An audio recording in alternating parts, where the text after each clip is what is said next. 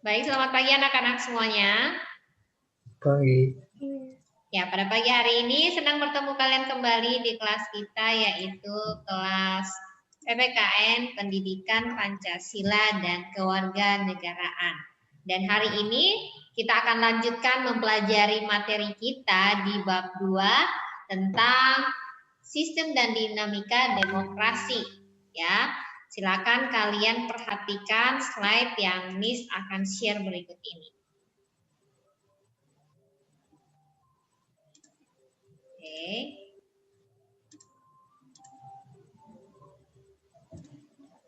Ya, materinya Miss akan share, silakan disimak dengan baik. Tapi sebelum itu, Miss akan menjelaskan kepada kalian tujuan dari pembelajaran kita hari ini. Ya, jadi setelah mempelajari materi ini, siswa diharapkan mampu yang pertama menghargai nilai-nilai ketuhanan dalam berdemokrasi Pancasila sesuai dengan Undang-Undang Dasar Negara Republik Indonesia tahun 1945.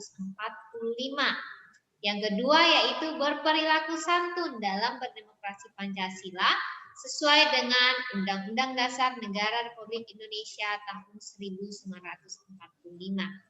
Jadi hari ini kita akan mempelajari dan kita harus mengetahui dulu tujuan pembelajaran kita. Dan tujuan pembelajaran kita yang ketiga yaitu mengkaji sistem dan dinamika demokrasi Pancasila sesuai dengan Undang-Undang Dasar Negara Republik Indonesia tahun 1945. Dan yang terakhir yaitu yang keempat menyajikan hasil kajian tentang sistem dan dinamika demokrasi Pancasila sesuai dengan Undang-Undang Dasar Negara Republik Indonesia tahun 1945. Jadi itulah tujuan pembelajaran kita yang harus kita ketahui bahwa sebelum kita mempelajari materi kita harus tahu apa tujuan dari pembelajaran yang akan kita pelajari hari ini. Nah, sekarang silakan simak slide kalian ya.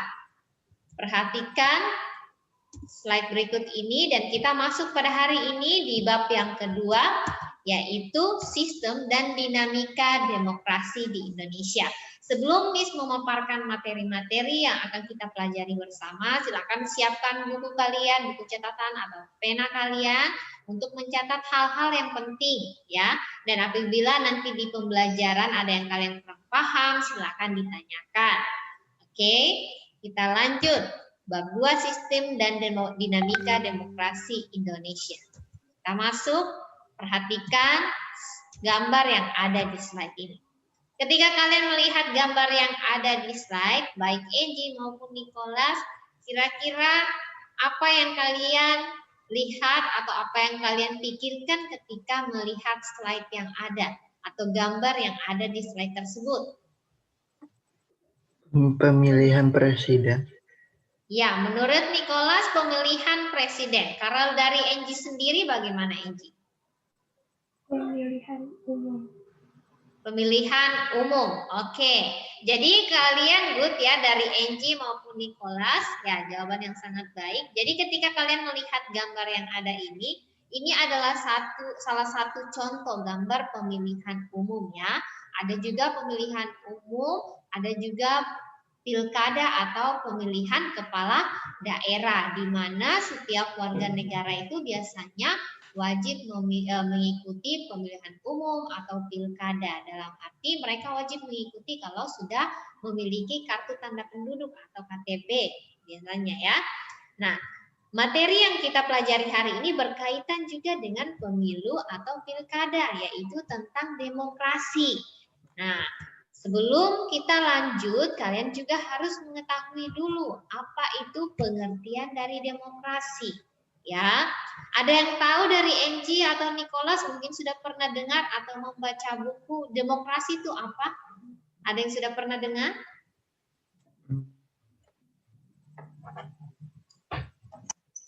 Oke, jika belum ada yang tahu atau ada yang belum pernah melihat sama sekali tentang kata demokrasi, kita akan menyimak pengertian dari demokrasi itu sendiri.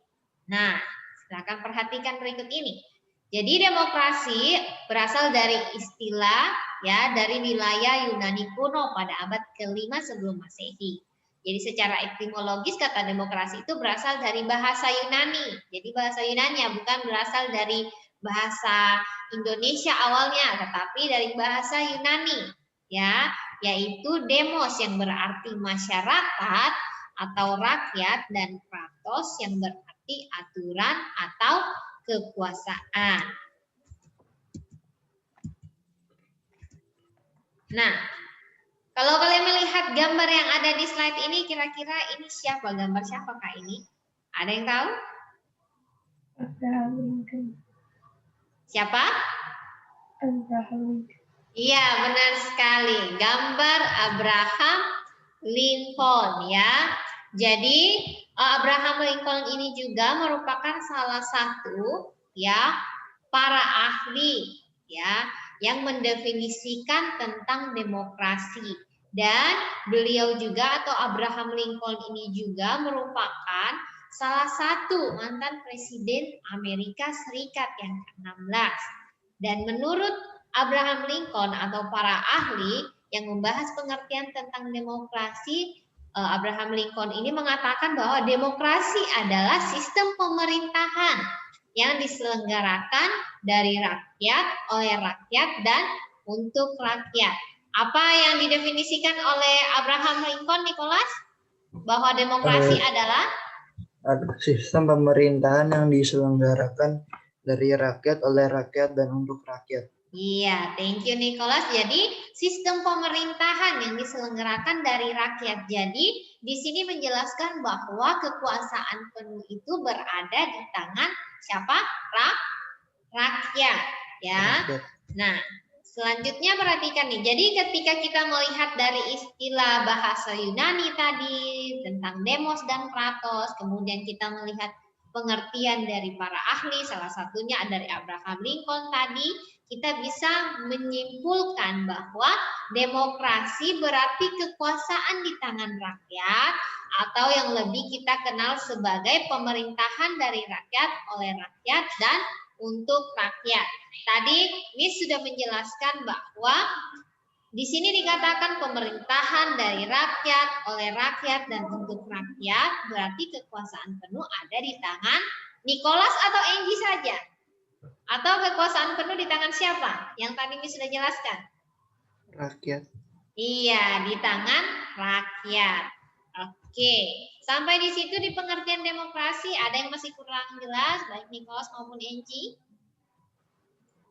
Oke, jika sudah jelas kita akan lanjut ke slide yang berikutnya. Jadi di situ dikatakan tadi tentang pengertian demokrasi bahwa kekuasaan penuh itu ada di tangan rakyat, sehingga ya rakyat kekuasaan atau kedaulatan yang sepenuhnya dimiliki rakyat dilaksanakan oleh pemerintah, dan dewan yang dipilih rakyat harus bekerja untuk rakyat, dalam arti bahwa rakyat memilih seorang pemimpin dan seorang pemimpin itu bekerja untuk rakyat. Jadi tidak bekerja untuk diri sendiri tetapi untuk rakyat. Contohnya Nicholas atau Angie dipilih sebagai salah satu pemimpin, ya, bukan bekerja untuk diri sendiri tapi bekerja untuk banyak orang atau untuk rakyat. Nah, jadi hakikat demokrasi itu yang pertama yaitu kebebasan menyampaikan pendapat, berkumpul, berorganisasi. Yang kedua hakikat demokrasi apa di situ, Inci? Kebebasan menyampaikan pendapat, berkumpul, berorganisasi. Kalau yang kedua apa? Hak dan kewajiban yang sama, kedudukan yang sama di depan. Oke. Selanjutnya yang ketiga, Nicholas.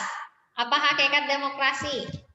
Keterbukaan kepemerintahan dan langkah-langkah kepenggolaan keputusan harus diketahui dan setuju rakyat atau transparan.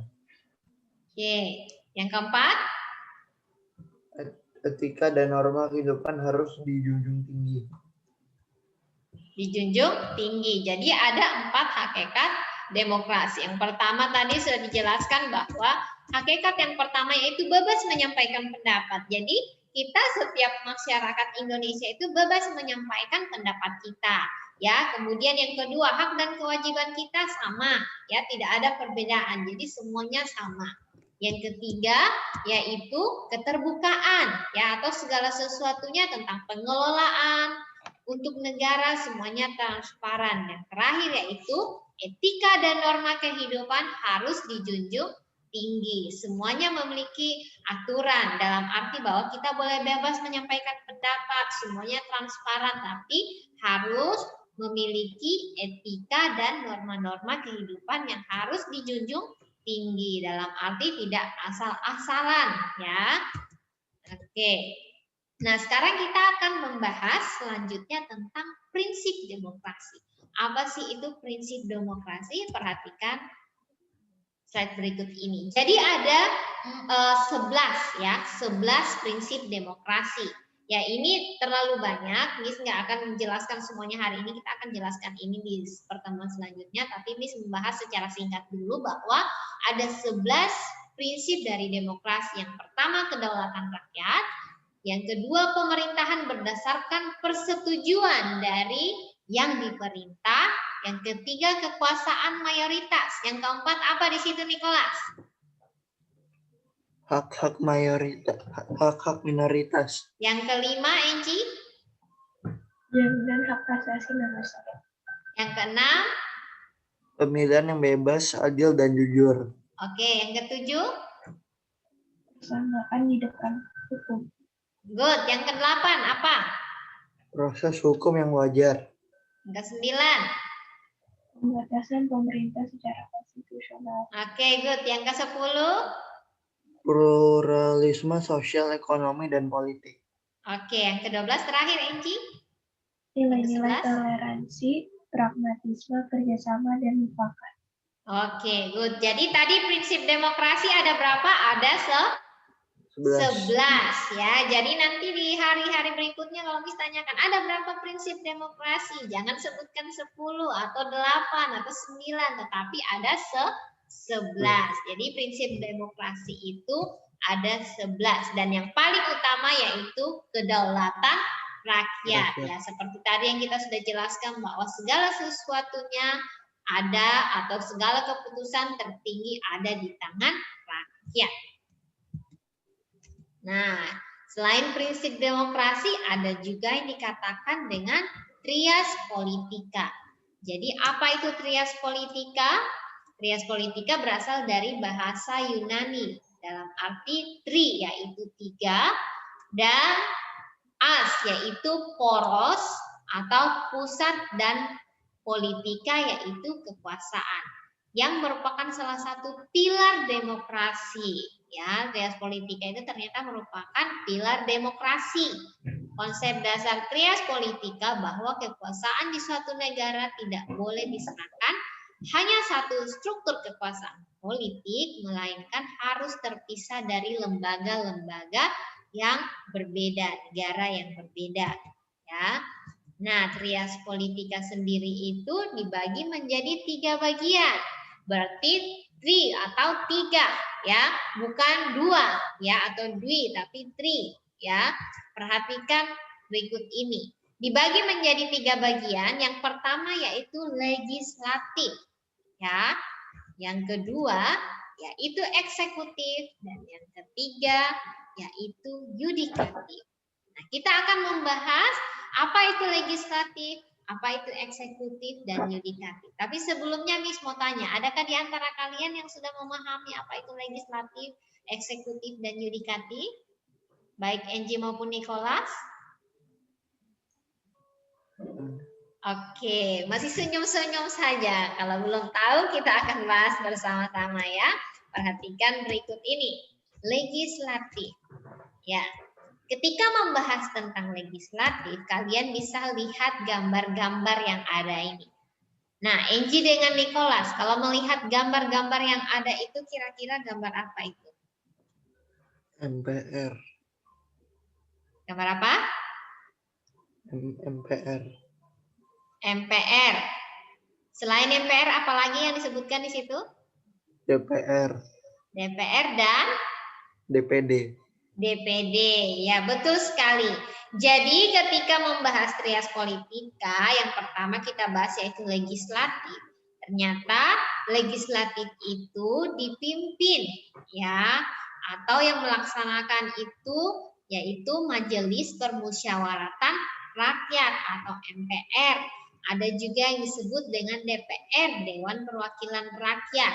Dan yang terakhir yaitu Dewan Perwakilan Daerah. MPR, DPR, dan DPRD. Nah, dari ketiga itu, ya, ketiga lembaga ini masih ada bawahannya lagi yaitu DPRD tingkat 1 dan DPRD tingkat 2. Tapi yang paling umum atau di pusatnya yaitu MPR, DPR, dan DPRD.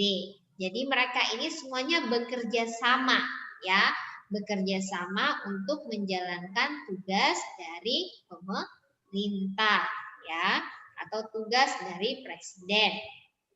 Nah, selanjutnya. Nah, ini kalian bisa lihat sendiri salah satu contoh ya yang Miss ambil dari luar. Ini adalah salah satu contoh sidang legislatif di Palestina yang menunjukkan bahwa wujud demokrasi dalam mengambil keputusan. Jadi keputusan bukan hanya diambil oleh satu orang saja, tetapi oleh pendapat banyak orang, ya. Nah, kita lanjut di bagian yang kedua, eksekutif. Nah, gambar apa nih yang kalian lihat di depan ini? Di slide-nya.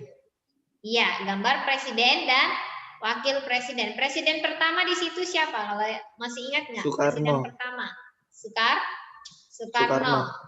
Kemudian wakil dari presiden pertama siapa namanya? Muhammad Hatta. Iya, Muhammad Hatta. Kalau presiden kita sekarang siapa ya? Jokowi. Oke, Pak Joko Widodo ya. Oke. Nah, sekarang kalian perhatikan. Jadi kalau misalkan membahas tentang eksekutif itu yang memimpin bagian atau lembaga eksekutif itu yaitu presiden dan wakil presiden, ya. Nah, kalau kalian melihat dari gambar yang ada, presiden kita sudah ada berapa ya dari zaman presiden pertama sampai sekarang? Sudah ada berapa tuh di slide? Ada tuh 7, ya. Meskipun wakilnya banyak ya, berbeda-beda ya. Jadi di situ sudah menjelaskan bahwa salah satu dari presiden ini ada yang mungkin menjabat satu periode, ada yang menjabat 2 periode, ya, dan memiliki wakil yang berbeda-beda. Makanya wakilnya lebih banyak, ya. Oke. Dan yang terakhir kita membahas tentang yudikatif. Apa itu yudikatif? Nah, yaitu nih. Oke. Jadi yang memimpin lembaga yudikatif siapa di situ? Perhatikan gambarnya baik-baik yang ada di slide.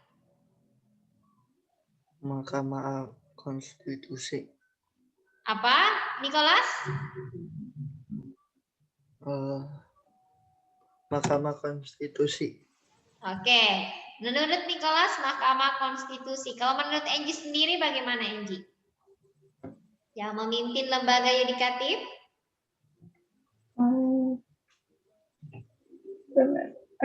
MPR, MPR, DPR.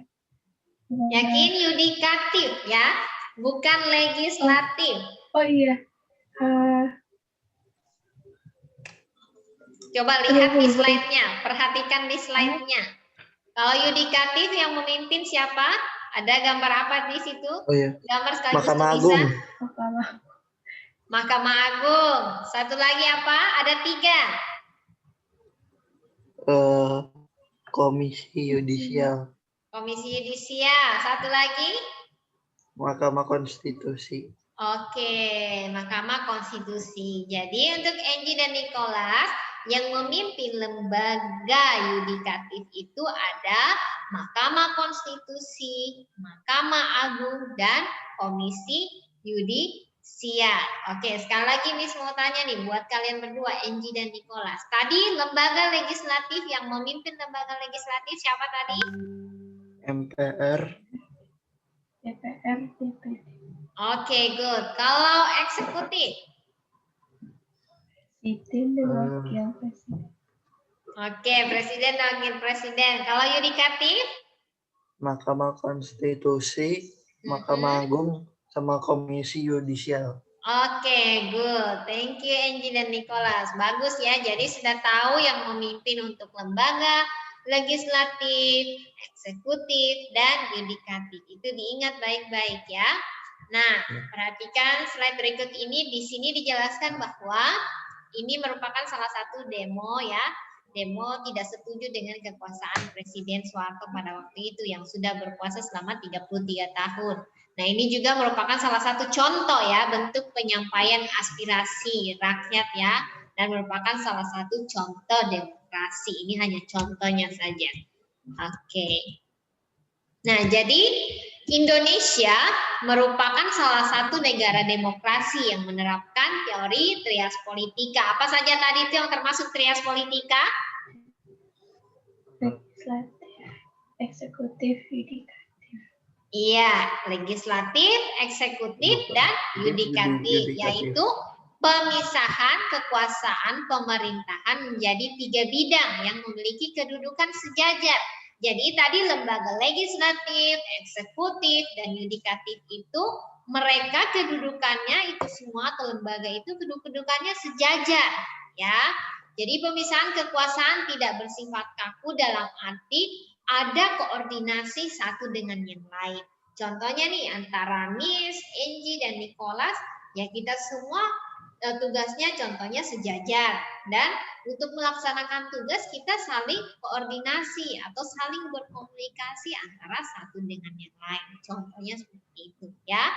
Jadi semuanya sejajar dan saling berkomunikasi atau koordinasi antara yang satu dengan yang lain. Jadi lembaga legislatif tidak bekerja sendiri, lembaga eksekutif tidak bekerja sendiri, dan juga yudikatif tetapi bekerja sama, ya. Oke. Nah, jadi ciri pokok berjalannya proses demokrasi itu yang pertama yaitu pemerintah menjalankan kehendak dan kepentingan rakyat, ya. Jadi pemerintah melakukan atau menjalankan kepentingan rakyat. Adanya tanggung jawab, mekanisme tanggung jawab dari pemerintah, ya. Dan yang terakhir yaitu adanya pemisahan dan pembagian kekuasaan pemerintahan. Oke, dari materi yang tadi Miss sudah jelaskan, apakah masih ada yang kurang dimengerti dari Nicholas maupun Angie?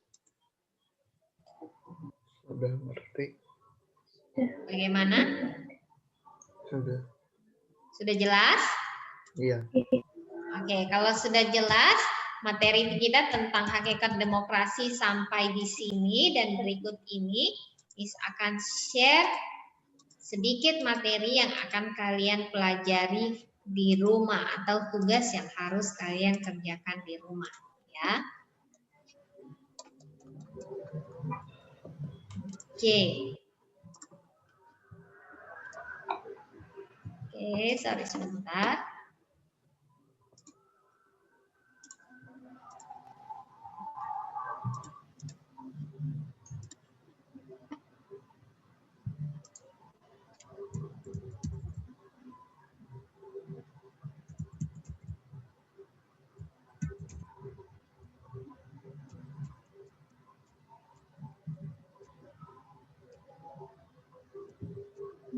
Oke.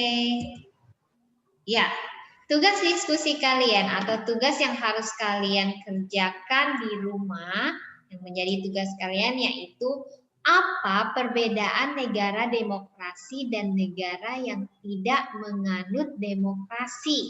Ya, jadi apa perbedaannya? Pastinya kan ada negara yang menganut demokrasi tuh.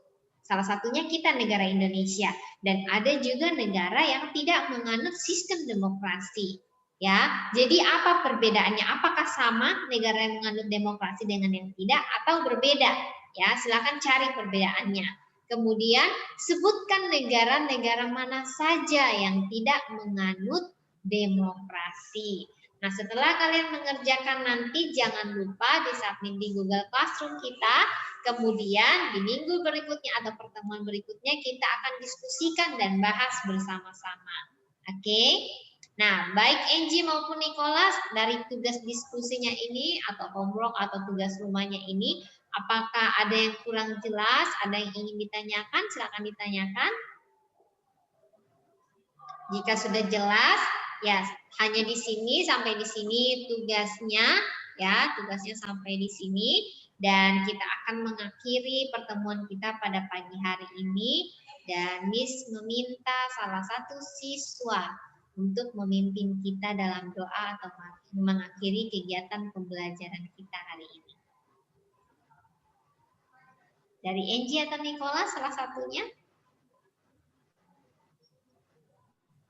Oke, Angie saja yang sudah senyumnya lebar ya. Oke, silakan Angie memimpin kita dalam doa. Selamat siang Tuhan, terima kasih untuk hari ini, terima kasih untuk kasih Engkau Tuhan, kita masih bisa ada di sini Tuhan, dan kita masih bisa belajar bersama lagi. Bersyukur Tuhan, kita masih bisa berada di sini, dan terima kasih kita masih dikasih kesehatan Tuhan, dan secara rohani dan jasmani Tuhan dengan baik. Dan tolong pimpin kita Tuhan selama hari ini sampai akhir Tuhan, dan seterusnya Tuhan, supaya kita bisa terus semangat Tuhan dan kita bisa terus menjalani hari dengan baik Tuhan, dan juga berikan kami kesehatan yang lebih lagi Tuhan, dan juga bantu kami bisa terus belajar semua materi pelajaran dengan baik Tuhan. Terima kasih untuk hari ini Tuhan, dalam nama Tuhan Yesus Kristus, amin. Amin, terima kasih Angie. Oke, sampai di sini pertemuan kita hari ini, dan Miss ingin mengingatkan kalian kembali bahwa tetap jaga kesehatan kalian ya. Dalam situasi pandemi seperti ini tetap jaga kesehatan, tetap semangat dalam menjalankan setiap tugas atau kegiatan pembelajaran kalian. Dan sampai di sini pertemuan kita, sampai bertemu lagi di pertemuan berikutnya. Tetap semangat dan bye-bye semuanya. God bless you.